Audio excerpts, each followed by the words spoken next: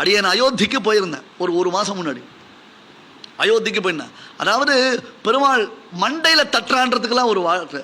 நாங்கள் பிரமாதமாக பாதுகாசகசரம் சொல்லிட்டு அப்படியே ஜட்டக்கிரண சக்கல்ல தர ஜட்டில நாட்ட பத்தியமா கொட்டு தட்ட அப்படின்னா எங்களுக்குலாம் தெரியுமோ இல்லையோ, எது ரகுவீர கத்தியம் அதெல்லாம் கொஞ்சம் அப்படி பந்தாங்க அதெல்லாம் பண்ணிட்டு நாங்கள் உட்காந்துருக்கோம்.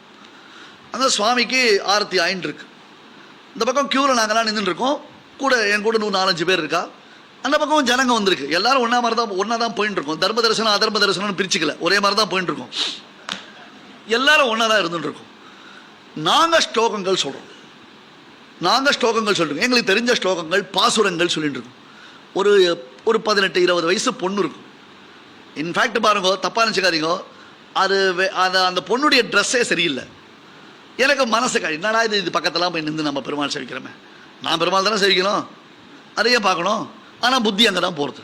ஏன் இது பக்கத்தில் நம்ம நின்று போய்க்கிறோன்னு. ஆனால் அடுத்த செகண்ட் பெருமாள் மண்டையிலே சம்மட்டி லட்சம் சுவாமி ராமபிரான். எங்களுக்கெல்லாம் ஸ்லோகம்லாம் முடிஞ்சு போச்சு. அந்த பொண்ணுக்கு ஸ்லோகம் ஸ்தோத்திர பாடலாம் எதுவுமே தெரியாது. அது வெறுமை கை கூப்பிட்டு ஏக் ராமா, தோ ராமா, தீன் ராமா, சார் ராமா, 5 ராமா, 6 ராமா, 7 ராமா, 8 ராமா, 9 ராமா, 10 ராமா, எனக்கு அதுக்கு மேலே இது தெரியாது. அதை 108 வரலும் சொல்லி மறுபடியும் 1லேருந்து ஆரம்பிக்கிறது. அதாவது ராம நாமாவை அந்த பொண்ணு அவள் அபியாசம் பண்ண அப்படியே விழுந்து நமஸ்காரம் பண்ணிட்டேன் நான். வேற எனக்கு ஒன்று, நான் ஒரு க்ஷணம் அவளை பார்த்து என்ன இது மாதிரி நிற்கிறதே நம்ம பக்கத்தில் அந்த பொண்ணை பார்த்து கை கூப்பி சேவிச்சுட்டேன் நான். வேற தெரியல எனக்கு என்னமோ ஸ்தோத்திர பாடம் தெரியும், பிரபந்தம் தெரியும், திவ்ய பிரபந்தம் தெரியும்னு ஒரு கர்வம் இருந்தது. தனக்கு எதுவுமே தெரியாது அந்த பொண்ணுக்கு. ஆனால் ராமா ராமா ராமா 108 ஆவர்த்தி சொல்லணும்னு நின்று சொன்னா பாருங்க, அதான் சுவாமி பக்தி.